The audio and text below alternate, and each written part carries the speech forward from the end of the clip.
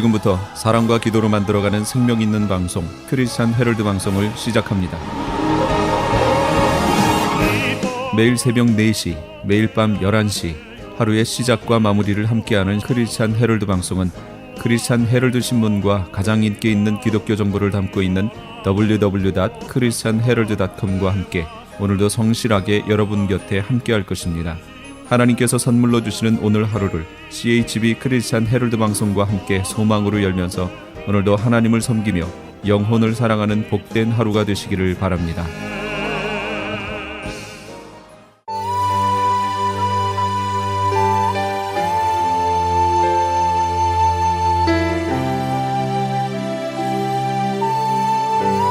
이 새벽을 주님과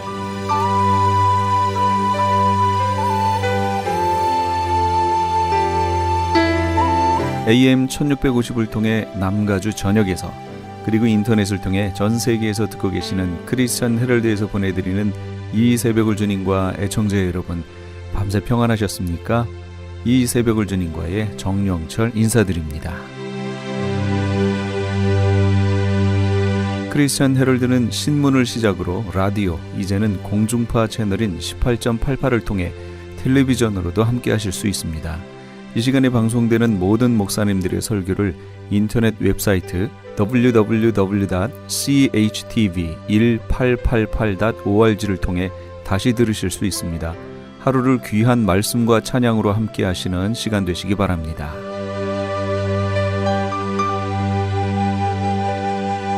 이 시간에는 먼저 프레이즈 교회의 계시록 강의 시간입니다. 오늘은 계시록 19장에서 20장까지의 말씀을 본문으로 어린 양의 혼인잔치로부터 백보좌 심판까지란 제목의 하나님의 말씀 전해주시겠습니다. 계시록을 해석할 때 주의하실 거는 계시록을 전체적인 거에 텍스트로 딱 놓고 나머지 성경들의 부분적으로 있는 것들을 여기다 이렇게 맞춰주셔야 말이 맞죠. 여기다가 맞추려고 계시록의 내용을 이렇게 끌어가면 이건 시간 순위 안 맞아요. 엉켜요. 막 엉키게 돼 있어요. 계시록을 두고 다른 데서 부분적으로 설명한 걸 여기다가 이렇게 짜서 넣어야 돼요. 그래야 순서가 맞습니다. 이걸 잘 보세요. 이제 부활에 대한 내용이라든지 이런 것도 이제 보시면 그렇게 되는 거예요. 이쪽에 있는 한 구절을 보시고 거기 있는 걸로 해석을 하려고 하면 걸립니다. 분명히 걸려요. 어디를 봐야 돼요? 계시록을 봐야 돼요. 그래서 계시록에 나와 있는 순서에 맞게 그 말씀을 여기다 이렇게 집어넣어야 순서가 맞아요. 그 흐름만 정확히 알고 보세요. 자, 휴거가 있었어요. 그러니까 추수는 추수인데 첫 번째 성도들의 추수, 그러니까 휴거가 있었죠. 두 번째 추수는 뭐였냐면 포도송이 추수. 이거는 진노의 추수죠. 이게 집 밟는 거. 예. 이 내용이 뭐냐면 요게 바로 7 대접 심판이었다고 그랬잖아요. 지난주에 그 7 대접 심판까지 봤죠. 그게 두 번째 이 불신자들에 대한 추수 내용이에요. 그거에 대한 결과로 이제 7 대접이니까 여기에 여러 가지 이제 땅에 붓고 물에 붓고 어디에 막 쏟는 그 내용이 나오다가 6번째 대접이 쏟아지는 때, 그때의 중간에 갑자기 난데없이 예수님이 오시겠다고 하는 그 내용이 거기에 딱 나온단 말이에요. 뜬금없이 하나가 구절이 쑥 삽입이 되어 있습니다. 그래서 그게 뭐냐? 암시인 거예요. 그 뒤에 벌어질 일에 대한 암시. 무슨 얘기냐면 예수님이 그때 재림하실 것이다 라는 암시가 주어진 거예요. 그러나 때는 알 수 있어요, 없어요? 때는 몰라요. 그 날과 그 시는 모른다고 그랬잖아요. 그러니까 자꾸 예수님이 오시는 때라든지 우리가 휴거되는 때라든지 자꾸 때를 얘기하면 이건 성경적이지 않다, 그 얘기입니다. 왜 요즘 교회에서 계시록을 하면 그렇게들 싫어하는 줄 아세요? 그 때를 자꾸 얘기하니까 싫어하는 거예요. 비밀 휴거, 성경에도 없는 비밀 휴거라는 교리를 만들어 놨거든요. 아무도 모르게 예수님이 공중 재림하신대요. 그 다음에 데려간대. 휴거 쫙 올라간다는 거죠. 그게 있고 나서 7년 환란이 시작된다고 얘기를 하니까 우리는 어떻게 해야 되냐면 갑자기 이렇게 있다가 어느 날 슉 하고 올라가야 돼요. 그러니까 거기에서 파생돼 나온 게 뭐예요? 갑자기 비행기들이 충돌하지요. 기차가 전복 사고가 나죠. 자동차 사고 나죠. 막 세상이 혼란되어지는 이런 상황이 벌어지는 거예요. 그것 때문에. 그런데 그런 7년 환란 전에 휴거가 있다라고 하는 그 신학이 주도하는 때에 무디의 복음운동이라든지 이런 게 미국에서 일어났어요. 그때에 그 신학적인 사조를 배우고 자란 사람들이 바로 영화계라든지 책이라 소설이라든지 이런 쪽에 들어가 있는 사람이에요. 그러니까 영화를 그렇게 만들 수밖에 없었던 거고 우리에게 그렇게 전해진 겁니다. 그거 아니에요. 성경에 보시면 그렇지 않아요. 지금까지 보셨잖아요. 그 전에 휴거 있었어요? 지난주에 휴거 있었잖아요. 이러면 또 지난주에 휴거 됐다고 이렇게 방송 듣는 분은 또 잘못 오해요. 성경 배우는 이 프로그램상 지난주에 휴거가 있었죠. 휴거 내용이. 그 전에는 휴거 내용이 없었잖아요. 그러니까 진짜로 지난주에 휴거 있었다는 내용으로 들으실까봐 이것도 걱정되네. 순서가 그랬죠. 오늘은 휴거는 성도들에 대한 추수, 7 대접 심판은 불신자에 대한 추수 내용이 지금 지난주에 벌어졌고, 오늘은 이제 추수돼서 우리가 올라갔어요. 그 사건이 자세히 설명됩니다. 우리가 추수대에 올라가고 이 땅에 대한 대접 심판이 벌어집니다. 이때에 그 공중으로 올라간 이 성도들에게는 무슨 일이 있느냐, 그 얘기예요. 그거에 대한 설명이 오늘 설명이에요. 순서대로 가지요. 우리가 지금 16, 17, 18을 뛰어넘었죠. 16장은 대접이고 17, 18은 그 연장선상으로 이제 바벨론이라고 하는 도시가 등장을 합니다. 오늘 그 제일 처음 부분 볼게요. 그게 바로 7 대접 심판에 대한 내용이에요. 1번입니다. 19장 1절에서 5절. 2일 후에 내가 들으니 하늘에 허다한 무리의 큰 음성 같은 것이 있어 이르되 할렐루야, 구원과 영광과 능력이 우리 하나님께 있도다 하면서 그의 심판은 참되고 의로운지라 음행으로 땅을 더럽게 한 큰 음녀를 심판하사 자기 종들의 피를 그 음녀의 손에 갚으셨도다. 이렇게 나옵니다. 그럼 이게 뭐예요? 요 바로 전 내용이 뭐였어요? 대접 심판 내용이었지요. 그 대접 심판 내용을 설명하면서 거기에다가 한 음녀를 설명하고 있었어요. 저희가 지금 시간이 없어서 음녀를 뛰어넘었습니다. 근데 그 음녀는 대접 심판의 내용 안에 들어가 있는 내용이에요. 그 음녀가 있는데 그 음녀가 누구냐면 17장 제일 밑에 보시면 17장 18절, 또 내가 본 그 여자는, 이 여자가 바로 그 음녀예요. 음녀는 땅의 왕들을 다스리는 큰 성이라, 이렇게 나옵니다. 땅의 왕들을 다스리는 큰 성, 그게 음녀래요. 음녀, 그러니까 여자, 그러니까 마치 사람인 것처럼 느껴졌죠. 근데 사람이 아닌 거고요. 그 여자는, 그 음녀는 큰 성이다, 이렇게 얘기합니다. 이걸 다른 버전으로 제가 보여드릴까요? 또 네가 본 그 여자는 땅의 왕들 위에 군림하는 저 큰 도신이라 하더라. 음녀를 설명하고 있죠. 음녀는 도시예요. 이 음녀의 이름이 뭐냐면 그 위로 올라가 보시면 그게 바벨론이다 라고 나오는 겁니다. 그게 바벨론이에요. 그런데 바로 7 대접 심판으로 그 바벨론이 멸망하는 것, 무너졌도다 무너졌도다 그 큰 성 바벨론이여 라고 하는 무너지는 바벨론이 오늘 본문 1장에서 당연하다, 그 얘기를 지금 하고 시작하는 거예요. 그거 당연히 무너져야 된다라는 거예요. 그게 바로 지금 오늘 읽었던 본문 첫 19장 1절 내용입니다.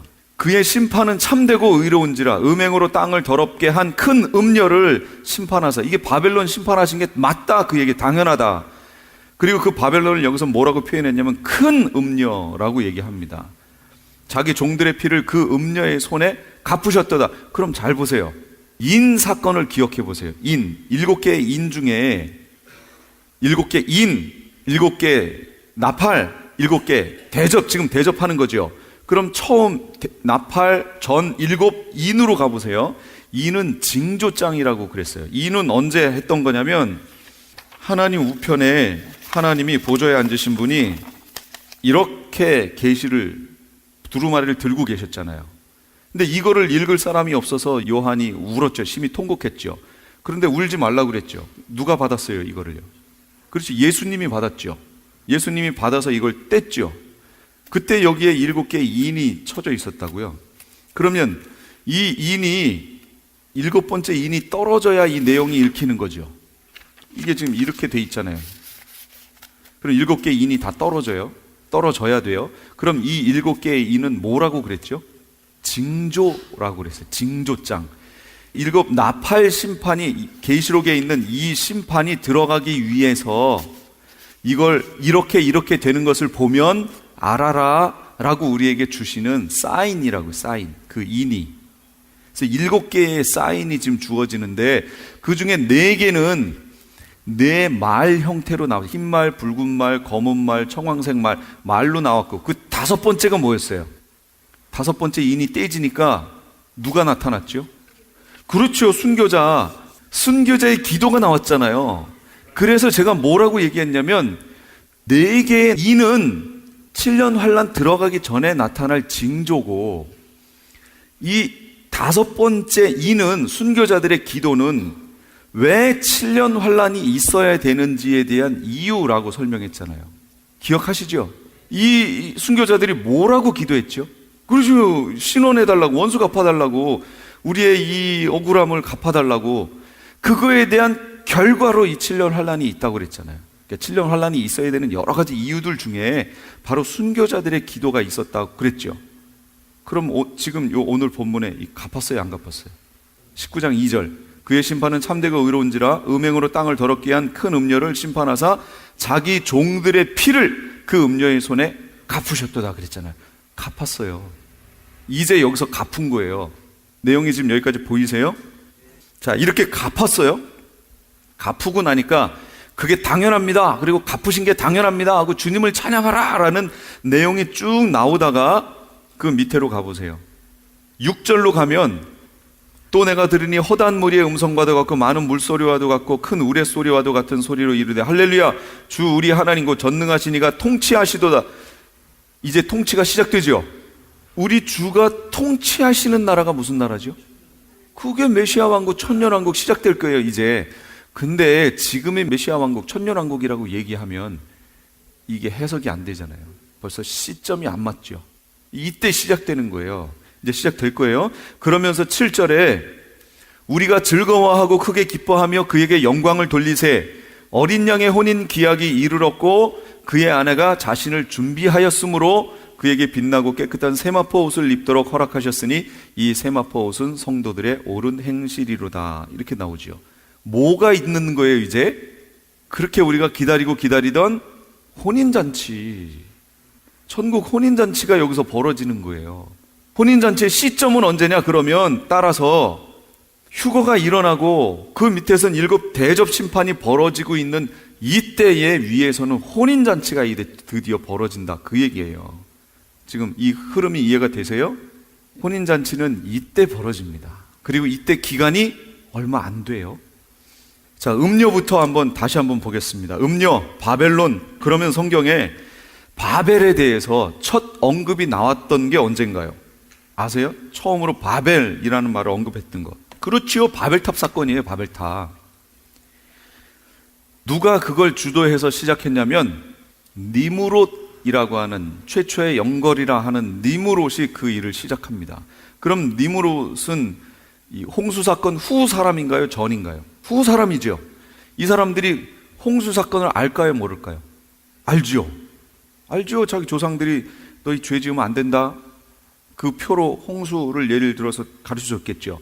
그걸 알 수밖에 없다는 것이 또 어디서 나오냐면요, 이 아메리카 그 인디언들 있죠. 인디언들 벽화에 보면 나와요. 홍수 이 배를 이렇게 딱 그려놓고요, 그 안에 8명의 사람을 딱 그려놨습니다. 아니, 이 인디언들이 어떻게 알아요 그거를? 홍수 이 배와 8명의 사람을 그려놓고요, 그 전 태양은 이렇게 초승달처럼 2개를 그려놨어요. 근데 그 밑에는 둥그런 태양을 그려놨습니다.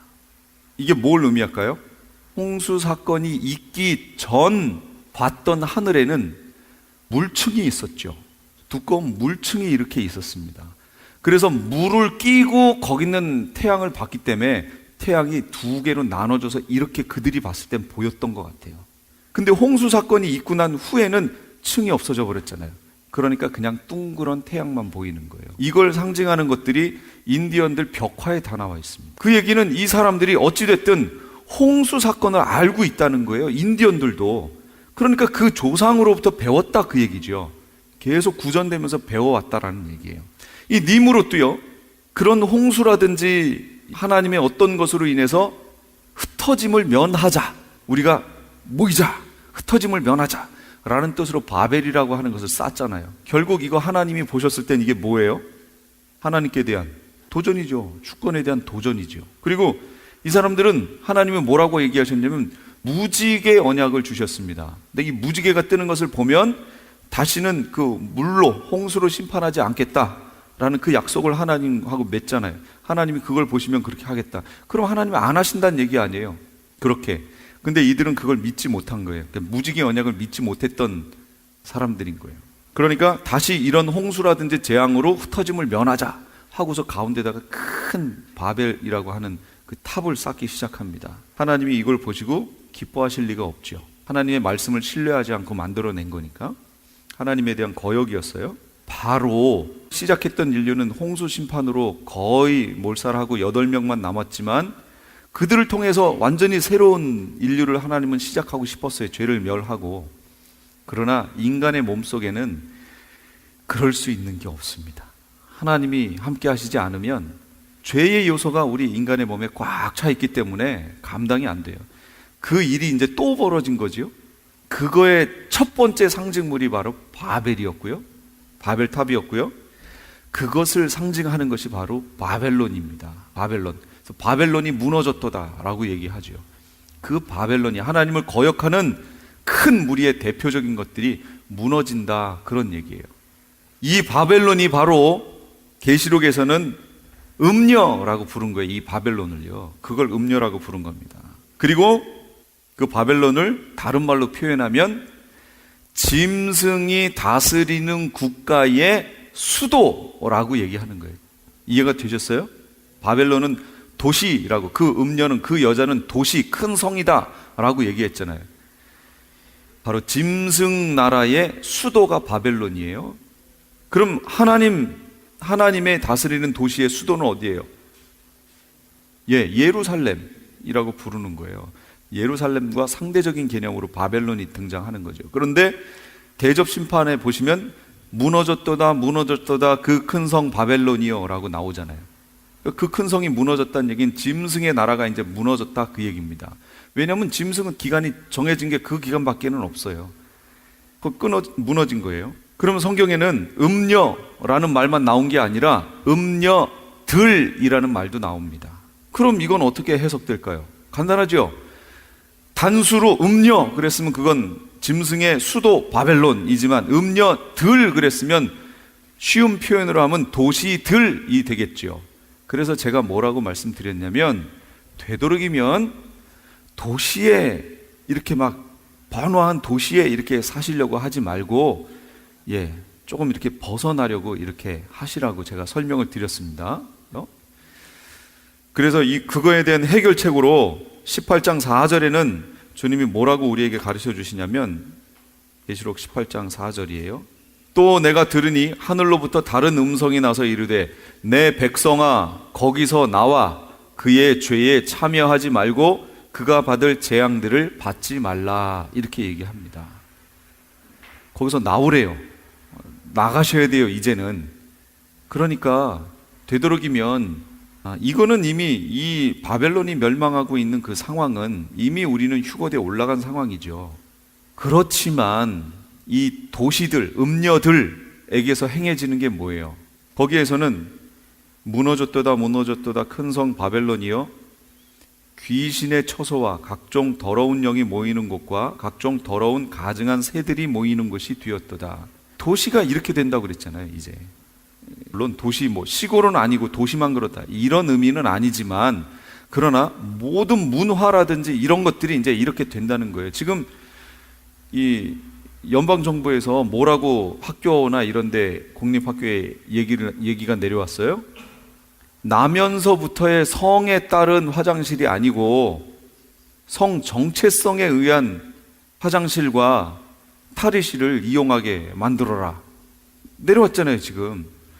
그러니까 제가 만약에 고등학교를 갔는 고등학생인데 저 여잔데요? 그럼 저는 그냥 여자 탈의실에 가서 그냥 갈아입는 거예요. 거기 있는 여자아이들과 같이. 여자애가 저는 남잔데요? 그러면 남자 탈의실에 가서 그냥 갈아입는 거예요. 지금 세상이 그렇게 가고 있다고요. 모든 문화 속에 이 완전 온갖 더러운 이런 것들이 그냥 완전히 쫙쫙 들어가는 그런 시대가 됐어요. 그러니까 이런 것으로부터 빨리빨리 이제 조금씩 벗어나시는 것이 신앙 생활이라든지 경건을 지키고 거룩을 지키는 데 있어서 훨씬 유리하실 것이다, 그런 얘기입니다. 여기로 가야만 산다 그런 내용은 아니지만 되도록이면 그런 곳에서 나오셔야 됩니다. 자, 어린 양의 혼인잔치. 어린 양의 혼인잔치의 시기는 언제냐? 7 대접 재앙이 쏟아지는 때입니다. 19장 6절에서 10절까지의 내용이 그 내용이었어요. 다 읽으신 내용이 그겁니다. 아내가 자신을 예비하였다, 그렇게 나옵니다. 휴거되어 올라간 성도들을 얘기하는 거예요. 이방인 크리스찬을 얘기하는 겁니다. 여기 휴거되어 올라간 성도를 말하니까. 그럼 그때에 유대인들은 어디 있어요? 이 땅에 있는 예루살렘에 그대로 있지요. 거기에 있습니다. 거기에서 온갖 고난과 박해를 받으면서 정금같이 되어 나가기를 기도하고 있겠죠. 거기를 제가 아무래도 읽어드리는 게 나을 것 같아요. 무슨 얘기인가 그러실 것 같아요. 스가랴서 13장 8절, 여호와가 말하노라 이 온 땅에서 3분의 2는 멸망하고 3분의 1은 거기 남으리니 내가 그 3분의 1을 불 가운데에 던져 은같이 연단하고 금같이 시험할 것이라. 그들이 내 이름을 부르리니 내가 들을 것이며 나는 말하기를 이는 내 백성이라 할 것이요 그들은 말하기를 여호와는 내 하나님이시라 하리라. 이스라엘에게, 유대인들에게 지금 얘기하는 거예요. 이렇게 될 것이라는 거예요. 지금 3분의 2는 죽고 아마겟돈 전쟁과 이 여러 환란기를 거치면서 죽고요, 3분의 1을 정금같이, 은같이, 금같이 단련해서 정금으로 만드실 거예요. 그리고 그들이 이제 부르는 게 그거예요. 하나님이 이들이 내 백성이다, 그리고 그들은 여호와가 내 하나님이다 라고 부르게 될 거라는 거예요. 그러면서 14장으로 넘어가면 이렇게 됩니다. 여호와의 날이 이르리라. 그래서요, 계시록이든 뭐든 한 구절을 제가 먼저 읽고 여기를 보겠습니다. 이게 얼마나 중요한 말씀인지 몰라요. 사도행전 3장 19절, 그러므로 너희가 회개하고 돌이켜 너희 죄 없이 함을 받으라. 이같이 하면 새롭게 되는 날이 주 앞으로부터 이를 것이요 또 주께서 너희를 위하여 예정하신 그리스도 곧 예수를 보내시리니 하나님이 영원 전부터 거룩한 선지자들의 입을 통하여 말씀하신 바 만물을 회복하실 때까지는 하늘이 마땅히 그를 받아두리라. 이게 어떻게 읽혀지시나 모르겠어요. 19절 21절까지의 내용인데, 예전에 저는 이걸 이렇게 설교했습니다. 그러므로 너희가 회개하고, 이 앞에 부분에 지난주에 얘기했잖아요. 은과 금은 내게 없거니와 내게 있는 것으로 내게 주노니 곧 나사렛 예수 이름으로 일어나 걸어라고 앉은뱅이를, 나면서부터 앉은뱅이를 고쳤죠. 그 고친 사건으로 사람들이 베드로에게 자꾸 몰리는 거예요. 그랬더니 베드로가 어째 자기를 주목하느냐, 나를 주목하느냐 하면서 이제 설교하는 거예요. 너희가 이렇게 해서 이 저들의 관원, 그들이 무지함으로 했던 결과에 너희도 동참해서 바로 메시아를 죽였다라고 얘기하면서 이렇게 하는 거예요. 그러므로 너희가 회개하고 돌이켜 너희 죄 없이 함을 받으라 라고 얘기했어요. 이같이 하면 새롭게 되는 날이 주 앞으로부터 이를 것이요. 새롭게 되는 날이 주 앞으로부터 온대요. 이 날이 무슨 날이에요? 새롭게 되는 날, 주 앞으로부터 이를 것이요. 회개하면 이른대요. 그래서 이걸 일반적으로 어떻게 해석하냐면요, 중생이라고 해석합니다. 그러나란 얘기는 중생이 아니란 얘기죠. 제가 다른 버전으로 또 읽어드립니다. 그런즉 너희는 회개하고 회심하라. 그리하면 새롭게 하는 때가 주의 앞으로부터 이를 때에 너희 죄들이 말소될 것이요. 좀 내용이 다르죠? 또 그분께서 예수 그리스도 곧 너희에게 미리 선포된 분을 보내시리라. 지금 예수님 어디 가셨어요? 올라가셨죠. 그럼 보내시리라. 이걸 이제 일반적으로 무천년적인 입장에서 이걸 해석할 때 중생이라고 해석하고, 바로 여기 예수 이름으로 오는 것을 성령으로 해석하는 거예요. 그러나 그게 아니다라는 걸 제가 지금 얘기하는 겁니다. 여기 새롭게 하는 때가 바로 메시아 왕국, 천년왕국을 얘기하는 거고요. 그 들어가기 바로 전에 예수님이 오시게 되는 거죠. 구약 절기 내용으로 보면 7년 환란은 나팔절, 예수님이 재림하시는 때는 욤 키푸르, 대속죄일, 그 다음이 초막절, 천년왕국의 초막절을 상징하는 거예요. 그럼 죄가 언제 용서돼요? 대속죄일이 용서되는 거잖아요. 예수님이 오실 때 대속죄일이 용서되지요. 여기 말이 맞아요, 틀려요? 앞으로 이를 때에 너희 죄들이 말소될 것이요. 말이 맞잖아요. 예, 그대로 성경에 나온 대로 그냥 가면 맞아요. 이걸 자꾸 억지로 푸니까 안 맞는 거죠. 그대로 가면 맞아요. 또 그분께서 예수 그리스도 미리 선포된 분을 보내신다. 말 맞죠? 그때 오시잖아요. 그 다음 하나님께서 세상이 시작된 이래로 자신의 모든 거룩한 대언자들의 입을 통하여 말씀하신 때, 구약에 있는 대선지서, 소선지서에 나와 있는 거요. 그 내용을 거기 보시면 이제부터는 그 성경을 어떻게 보셔야 되냐면 어떤 때에 대해서 자꾸 얘기하고 있었어요. 그래서 실제 가셔서 찾아보세요. 그때, 여호와의 날, 계속 그렇게 나옵니다. 거기서 말하는 그때, 여호와의 날이 언젠가요? 그게 회복하시는 때예요. 그게 메시아 왕국 얘기하는 거예요. 그때를 얘기하고 있었어요. 여기도 나오잖아요. 말씀하신 때, 곧 모든 것을 회복하시는 때, 메시아 왕국이잖아요. 그때까지 하늘이 반드시 그분을, 누구를? 메시아 예수 그리스도를 받아들여야 하리라. 그때까지는 예수님이 지금 어디 있는 거예요? 실제로 하늘에 있죠. 여기 안 계신 거예요. 하늘에 있어요. 24절을 볼까요? 참으로 사무엘 이후의 모든 대언자들과 그 뒤를 이어 말씀을 전한 모든 사람들도 마찬가지로 이 날들에 대하여 미리 말하였느니라. 이 날에 대해서 말했다는 거예요. 그러니까 이제부터 구약을 보실 때요, 옛날에는 대체 그 날이 무슨 날이야, 이게 무슨 여호와의 날을 뭐 얘기하는 거야 했지만, 이제 여기서 너무 선명해졌죠. 그게 바로 메시아 왕국 얘기했던 거예요. 그게 천년왕국 얘기했던 거예요. 그걸 딱 고정을 하고 그 다음부터 저기를 읽어보세요. 와, 제가 그렇게 읽으니까 선지서들이 너무 선명한 거예요. 옛날엔 이게 대체 무슨 말인지 알지 못하겠는데 이제 너무 뚜렷해지는 거예요. 아, 이 사람들이 메시아 왕국 얘기하고 있었구나, 여태까지. 근데 왜 이스라엘 사람들은 그렇게 선지서에서 말하고 있던 그 날을 사모하고 바라보는데 왜 예수님을 못 봤을까요?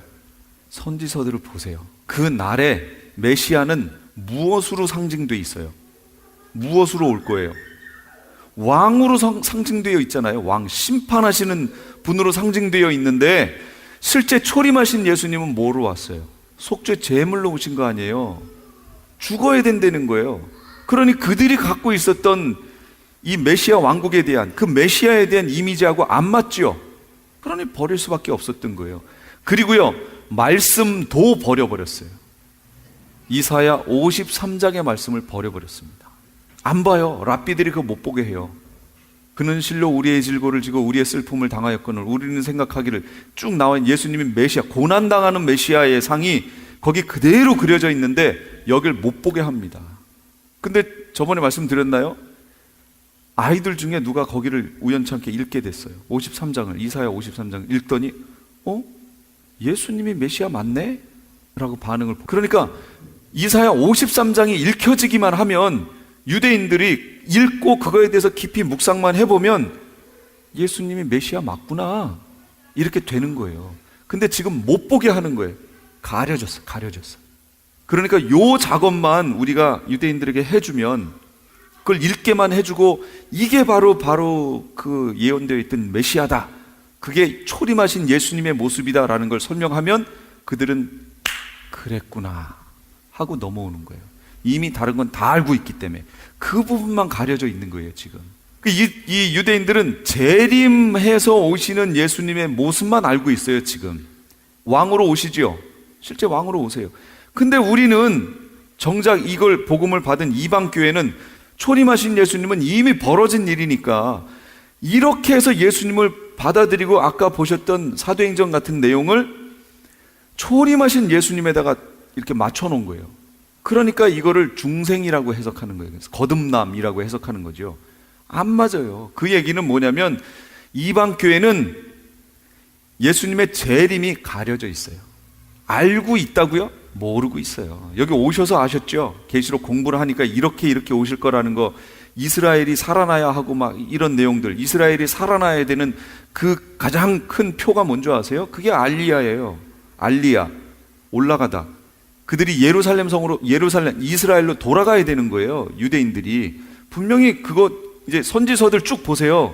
거기 가면 하나님이 이 마지막 때 메시아가 오시는, 메시아 왕국이 이루어지기 전 부분에 나타나야 되는 징조, 표징으로 알리야를 얘기하고 계십니다. 내 백성이 고토로 돌아오는 거 내용. 그 내용이 나와요. 지금 그 알리야 운동이 벌어지고 있잖아요. 벌써 반수 가까이가 이스라엘로 들어갔어요. 유럽이나 이런 아프리카라든지 남미나 이런 데는 이미 유대인이라는 것이 결과가 나왔는데 이들을 지금 이스라엘에서 안 받아들이려고 하고 있어요. 왠지 아세요? 남미는 종교가 뭐예요? 천주교잖아요. 어쨌든 그들의 천주교든 어쨌든 예수 그리스도를 아는 사람들이잖아요. 그러니까 이들을 못 받아들이는 거예요. 그것을 위해서 기도해야 돼요. 그들이 들어가서 예수를 전하기 시작하고 그 민족이 많아지면 이제 들어가겠죠. 내용이.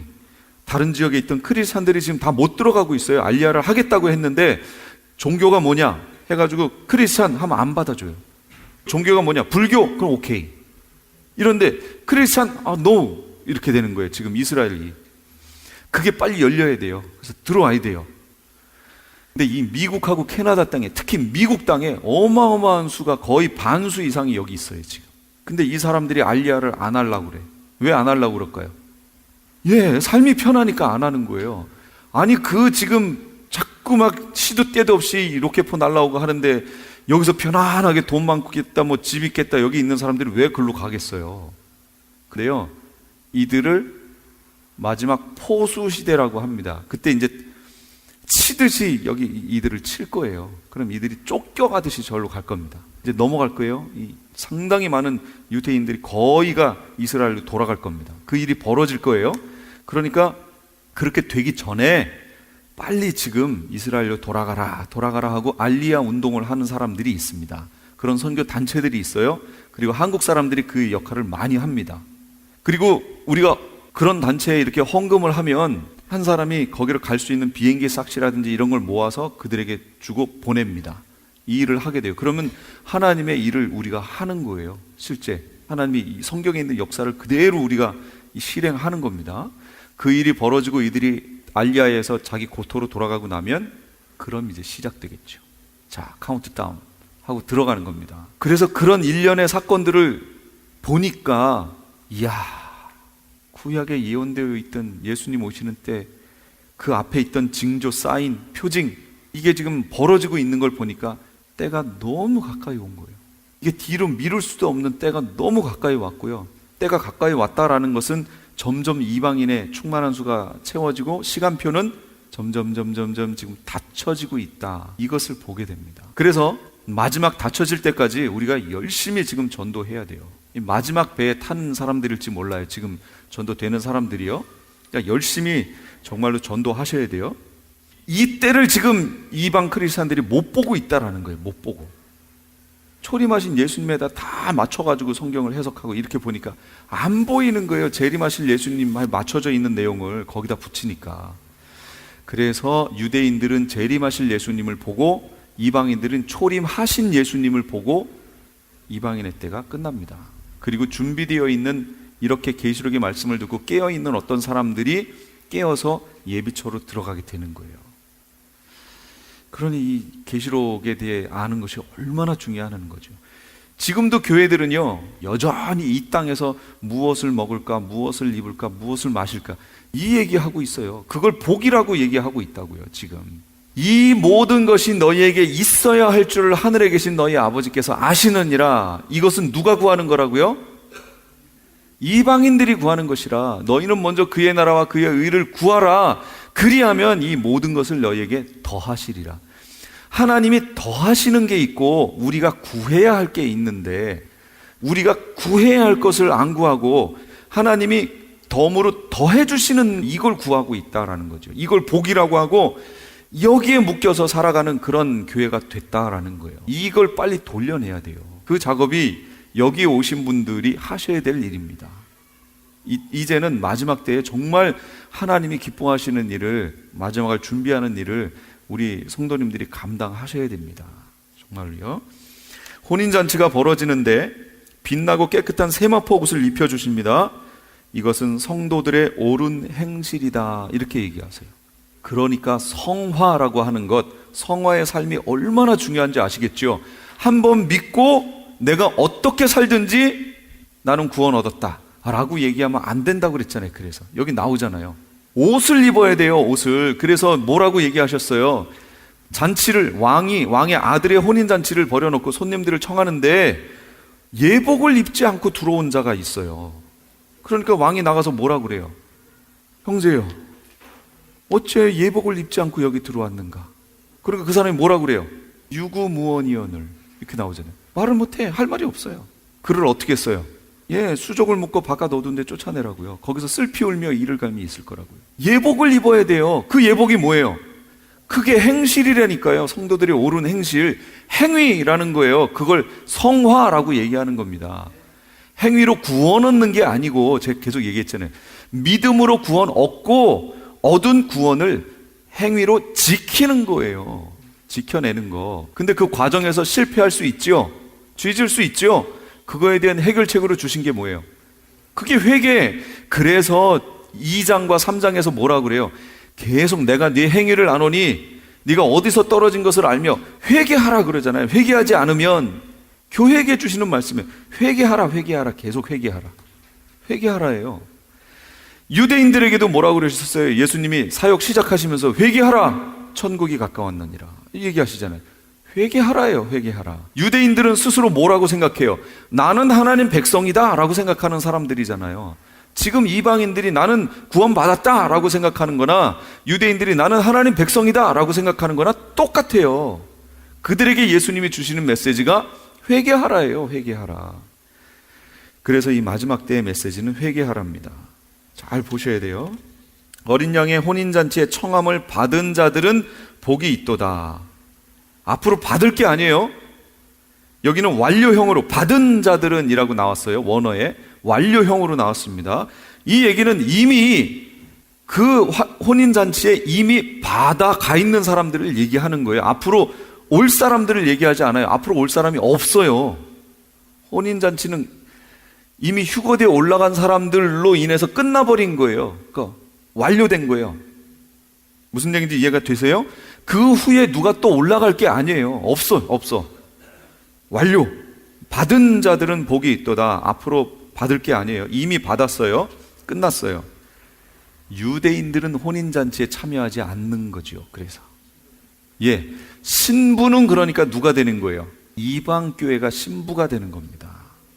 이해가 되세요? 여기 흐름이? 자, 예수님의 재림을 보세요. 19장 11절에서 18절입니다. 자, 그 후에 이제 예수님이 재림하실 거예요. 또 내가 하늘이 열린 것을 보니, 지금 이제 혼인잔치 하는 장면을 봤어요. 그 다음에 이제 또 보는 거예요. 하늘이 열린 것을 봐요. 그 전까지는 하늘이 닫혀 있었나 봐요. 이번에 봤더니 새로운 장면인데 하늘이 열렸어요. 보라, 흰 말이라. 그 위에 타신 분은 신실하신 이, 참되신 이라 불리더라. 그분은 의로 심판하며 전쟁을 하시느니라. 그분의 눈은 불꽃 같고 그분의 머리 위에는 많은 관이 있었으며 또 그분께 기록된 한 이름이 있었으나 그분밖에는 아무도 그것을 알지 못하더라. 이게 무슨 얘기냐면 14절에 하늘에 있던 군대들이 희고 깨끗한 고운 아마포 세마포 옷을 입고 흰 말을 타고 그분을 따르더라. 이게 어떤 장면이에요? 예수님의 재림 장면이에요. 이게 하늘이 열리고 예수님이 백마를 타고 내려오십니다. 그런데 그 뒤에 군대가 따라와요. 군대도 역시 흰말을 타고 예수님의 뒤를 따라갑니다. 그럼 휴거대에 올라갔던 신부들은 어떡할까요? 그렇죠. 그 군대 뒤에 따라오겠죠. 군대는 그럼 누구예요? 순교자들이 군대예요. 그들을 대표하는 게 14만 4천이 되는 거예요. 그들은 어린 양이 어디로 인도하든지 따라가는 자며 그랬잖아요. 그들은 남자로 표현되어 있다고 그랬죠. 군대예요, 군대. 그들이 예수님 뒤를 전쟁을 하러 지금 내려가는 거고 그 뒤를 따라 신부된 성도들이 그 뒤를 따라 내려가죠. 혼인잔치를 했으니까 같이 내려갑니다. 기분이 어떨 것 같아요? 어마어마한 무리들이 모여서 제일 앞에는 예수님이 백마를 타고 탁 손을 들고 계시고 가자 하고서 이제 그 뒤에 군대들이 따라가고 우리가 같이 따라가는 거예요. 지상으로 내려옵니다. 그랬더니 지상에서는 이 아마겟돈에 모여가지고 지금 치려고 이스라엘을 완전히 전멸하고 또 하늘에서 오는 군대를 공격하기 위해서 이 땅에 있는 무기로, 하늘에 있는 군대를 이 땅의 무기로 뭘 쏠지 모르겠어요. 제가 미사일을 쏠지 뭘 쏠지 대항에서 이렇게 진을 치고 있는 모습이 보이죠. 그랬더니 그 하늘 군대가 어디로 내려가냐면 감람산으로 내려갑니다. 예루살렘에 있는 감람산으로 착 예수님이 내려가세요. 그 장면이 스가랴서에 있는 겁니다. 아까 스가랴서 보여드리려고 그러다 넘어갔죠. 14장 4절 그날에 그분의 발이 예루살렘 앞 동쪽에 있는 올리브산, 이게 감람산이에요. 올리브산이요. 올리브산 위에 설 것이요, 올리브산이 거기에 한가운데에서 동쪽과 서쪽으로 갈라지며, 산이 지금 갈라지는 겁니다. 쫙 심히 큰 골짜기가 생길 것이며, 생겨야겠죠. 산의 반은 북쪽으로 가고 산의 반은 남쪽으로 이동하리라. 그런즉 너희가 그 산들의 골짜기로 도망하리니. 누구예요? 여기 도망하는 사람들이 유대인들. 우린 어디 있는 거예요? 지금 예수님과 함께 이렇게 내려오는 거고, 유대인들은 그 산으로 도망해야 살아요. 왜 산으로 도망하지요? 여기 지금 밑에는 누가 쳐들어온 거예요? 이 땅에 있는 군대들이 쳐들어왔잖아요. 아마겟돈 전쟁을 펼치러 지금 와서 이스라엘을 치고 있잖아요. 그러니까 유대인들은 산으로 도망해야 돼요. 근데 갑자기 산에서 어마어마한 지진이 나면서요, 동서로 산이 쫙 갈라지더니 반은 북으로 반은 남으로 쫙 움직이면서 엄청난 골짜기가 여기에 생겨납니다. 생겨나야죠. 유대인들이 거기로 가고 하늘에 있던 군대들과 신부들이 거기로 이렇게 내려옵니다. 거기서 만나는 거예요. 거기서 그 산들의 골짜기 이가 아사레까지 이를 것이기 때문이라. 참으로 너희가 도망하되 유다 왕 우시야 시대의 지진 앞에서 피하여 도망한 것 같이 하리라. 또 지진이 났을 때 어떻게 도망할까요? 혼비백산에서 그냥 가겠죠? 그렇게 해야 된다라는 거예요. 뒤도 돌아보면 안 돼요. 뒤돌아봤다 누가 소금기둥 됐어요? 롯의 아내 그렇게 됐잖아요. 볼 것도 없어요. 그냥 산으로 도망해야 돼요. 또 주 내 하나님께서 임하실 것이요 모든 성도가 너와 함께 임하리라. 그날에는 그 빛이 밝지도 않고 어둡지도 아니하리라. 밝지도 않고 낮은 아니에요. 어둡지도 않고 한밤중도 아니에요. 그러는 중에 그것은 주께서 아시는 한 날이 될 터인데, 그치요? 무슨 날인지 알 수 있어요? 몰라요. 주께서 아시는 날이에요. 그럼 모른다고 그랬잖아요. 그 날이 될 터인데 낮도 아니고 밤도 아니에요. 그러나 저녁 때에 그것이 빛이 되리로다. 어둑어둑해졌는데 빛으로 하늘 군대가 내려오는 거예요. 쫙. 얼마나 황홀하겠어요. 뭐 표현이 안 되겠죠. 그날에 생수가 예루살렘에서 나가서 그것의 반은 앞바다로 그것의 반은 뒤 쭉 이렇게 되는데요.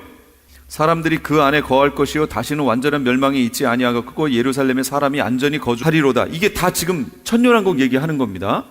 그런데 천년왕국이 펼쳐질 건데 그 전에 지금 뭐가 진행되고 있었어요? 여기에 아마겟돈 전쟁이 벌어졌죠. 그게 어떻게 양상이 가나 보세요.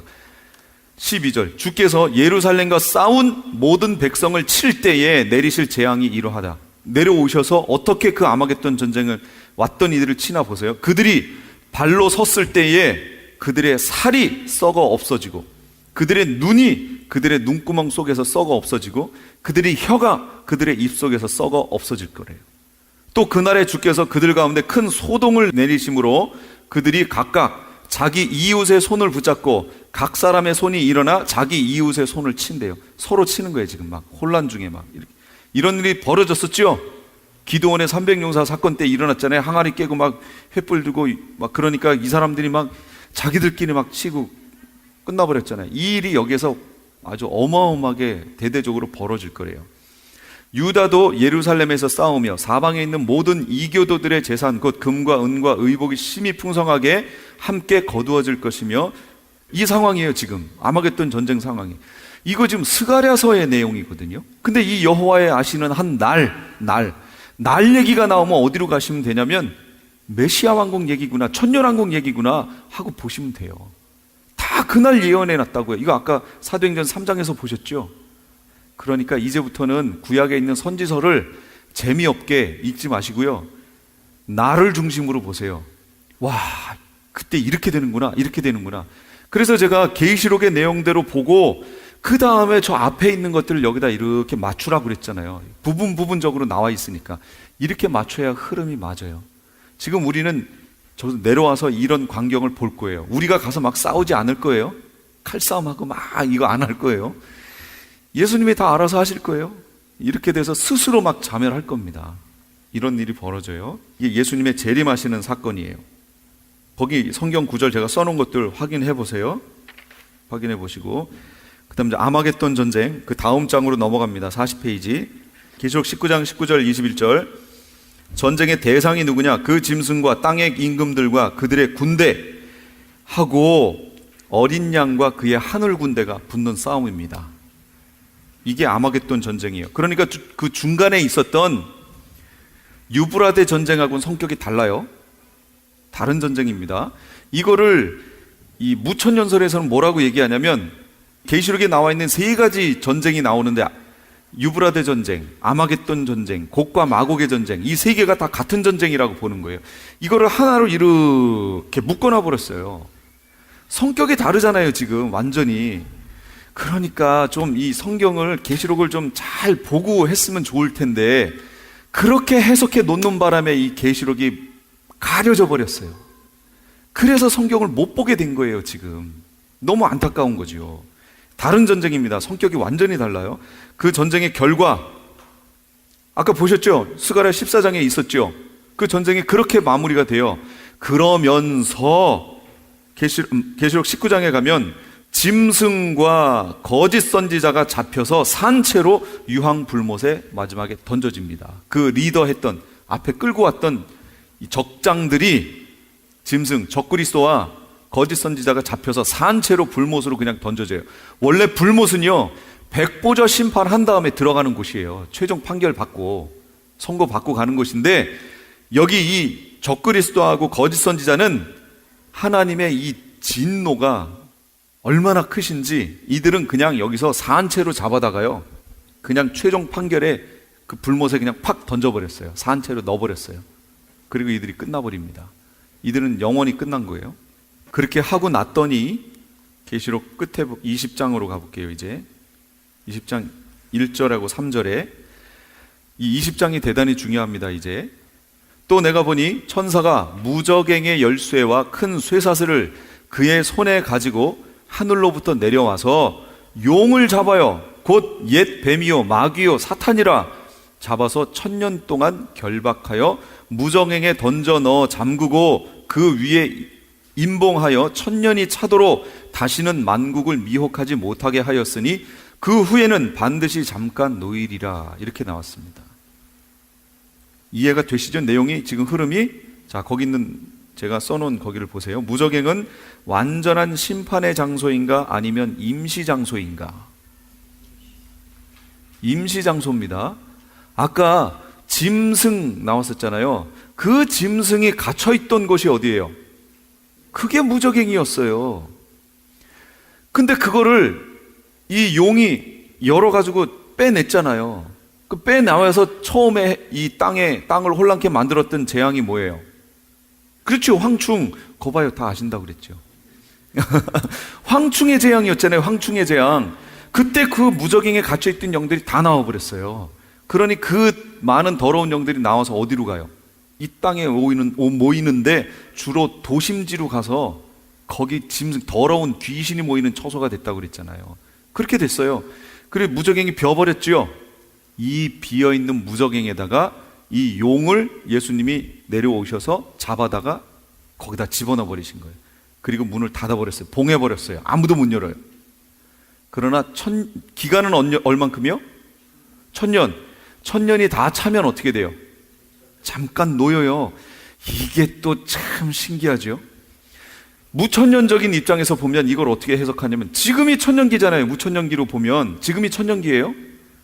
지금 용 어디 있어야 돼요? 무저갱에 있어야 돼요, 지금. 근데 어떻게 생각하세요? 지금 무저갱에 있는 것 같아요? 네, 지금이. 그러니까 참 이게 그렇죠? 지금 무저갱에 용이 갇혀 있대요. 안 그렇습니다. 절대 아닙니다. 용을 무적행에 넣은 이유가 있습니다. 첫째, 만국을 미혹하지 못하게 하시려고. 지금까지 LA 한인타운에 있는 프레이즈 교회의 요한계시록 강의였습니다. 오늘 말씀의 뒷부분은 목요일 새벽 4시에 들으실 수 있습니다. 프레이즈 교회에서는 현재 요한계시록 2차 강해가 7월 10일부터 10월 말까지 진행 중에 있습니다. 시간은 매주 주일 오후 2시나 매주 금요일 오후 7시입니다. 요한계시록 강해를 듣기 원하시는 성도님들은 2668 웨스트 피코 블루버드 피코와 켄모어가 만나는 곳에 있는 프레이즈 교회로 오시거나 전화 213-700-9833번으로 문의하시기 바랍니다. 시민권 신청, 부모님, 배우자, 자녀 영주권 신청, 취업이민, 종교이민, 학생비자, 신분 변경, 추방유예, 결혼, 공증. 인생이 달린 이 모든 일 어디에 맡겨야 할까요? 한인타운 연장자 센터의 모치기관인 주는사랑채 이민법률센터에 맡기세요. 21년 이민법 경력의 박창영 이민국 공인변호인이 성심을 다해 도와드립니다. 올림픽과 윌튼 323-735-7888 323-735-7888. 유태인이 만든 특수영양제 M3 들어보셨어요? 곡식의 눈, 과일씨, 껍질, 약초의 뿌리로 만든 특수 영양제 M3. 혈압, 당뇨, 아토피, 천식, 비만 등 무슨 병이든 큰 효과를 주는 신비의 영양제 M3. 서울대학병원 7곳, 고려대학병원 2곳에 입점되어 더욱 믿을 수 있는 M3의 효능. 213-435-9600, 213-435-9600 M3 정직한 마음으로 권해드립니다. 아니 당신 미장원 다녀왔어? 헤어스타일이 확 바뀌었네. 홈쇼핑월드 차홍 고데기로 마술을 부렸지. 홈쇼핑월드 차홍 고데기. 차홍 허니앤비 샴푸로 머리 감으면서 차홍 헤어두피 마사지를 쓰면 머릿결이 너무너무 부드러워지고 한 움큼씩 빠지던 머리카락도 눈에 띄게 덜 빠져. 차홍 고데기 너무 좋아. 그럼 그 웨이브 머리도 당연하죠. 3, 4분이면 이렇게 풍성한 웨이브 머리를 만들 수 있다고요. 너무 이쁘다. 어디서 샀어? 홈쇼핑월드. 가격 만족, 품질 만족, 행복한 쇼핑. 활가와 웨스턴 홈쇼핑 월드. 안녕하세요. 시니어 전문 플래너 폴선입니다. 메디케어 파트 A와 B를 받았거나 메디케어와 메디카를 갖고 계신 분들은 메디케어 어드밴테이지 플래너로 처방약 보험, 보조보험에 가입할 필요 없이 치과, 침술, 안경 등의 혜택을 받을 수 있습니다. 수호천사보험 시니어 전문 보험 라이센스 에이전트 폴선 213-503-6897 213-503-6897. 상담은 주 7일 오전 8시부터 오후 8시까지. LA 한인타운에 있는 프레이즈 교회에서는 매주 주일 오후 2시에 요한계시록 2차 강해가 10월 말까지 진행됩니다. 이방 교회와 대체 신학으로 인해 가려진 이스라엘과는 어떠한 관계가 있는가? 우리가 왜 이스라엘을 알아야 하는가? 이스라엘을 통해 약속하신 하나님의 시간표는 어떻게 되는가 등 말세를 사는 우리들이 지켜보고 준비해야 하는 것들이 무엇이 있는지를 함께 고민하고 나누는 시간이 될 것입니다.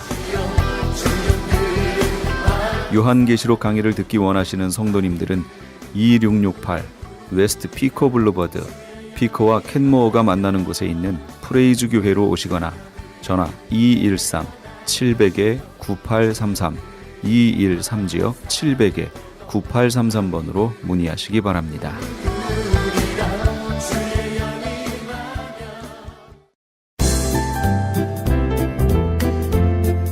건강 칼럼.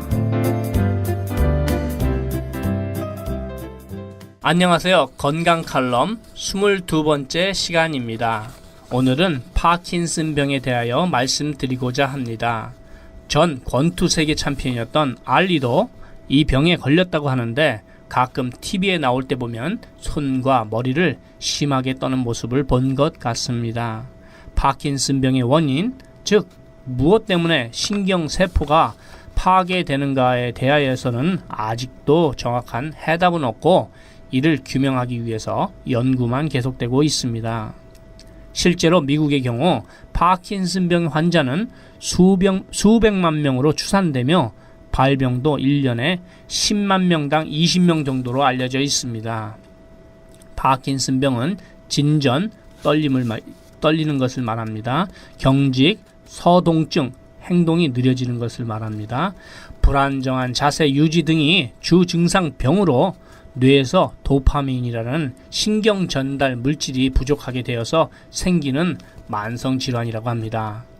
파킨슨병의 가장 초기 증상은 피로감, 권태감 등이 있을 수 있고 휴식 상태에서 손떨림이 가장 흔하며 대화를 할 때 발음 또는 억양의 변화, 누웠을 때 또는 걷는 도중 방향 바꾸기가 힘들어지거나 걸을 때 팔의 흔들림이 줄어드는 증상이 있을 수 있습니다. 이 외에도 걸음을 시작할 때 어려움을 느끼거나 의자에 앉거나 일어서기가 힘들고 글씨를 쓸 때 글씨체가 작아진다든지 우울증, 침 흘리는 증상이 있고 나중에는 수면장애, 치매, 안검, 경련, 언어장애, 삼키는 장애, 체중 감소, 변비, 호흡장애, 소변장애, 어지러움증, 꾸부정한 자세, 발의 종창, 성기능 장애 등이 있습니다. 치료 방법으로는 약물 치료와 수술적 치료 그리고 물리적 치료가 있는데 여지껏 완치되었다는 사람을 들어본 적은 없습니다. 그럼 파킨슨병이 어떻게 완치될 수 있는지를 말씀드리겠습니다. 파킨슨병의 조기 증상이나 진행된 증상을 보면 피가 영양분을 신경세포로 운반하지 못할 때 이런 병들이 걸리게 됩니다. 아무쪼록 피의 흐름을 원활하게 도와주는 기적의 영양제 M3를 드시고 치유와 장수의 복을 누리시기를 기원드립니다. 무슨 병에 걸렸든지 큰 효과를 주는 신비한 기적의 영양제 M3, 유태인 특수 영양제 M3, 무료 건강 상담 및 기적의 영양제 M3에 관한 문의는 213-435-9600번 213-435-9600입니다. 감사합니다.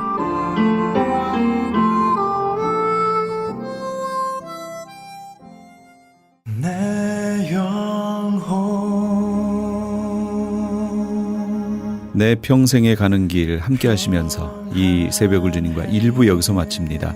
잠시 15후에 2부에서 돌아오겠습니다. 내 영혼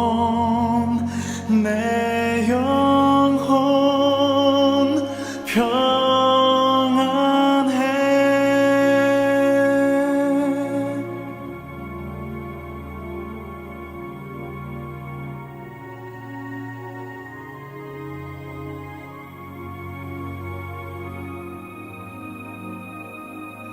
내 평생에 가는 길 순탄하여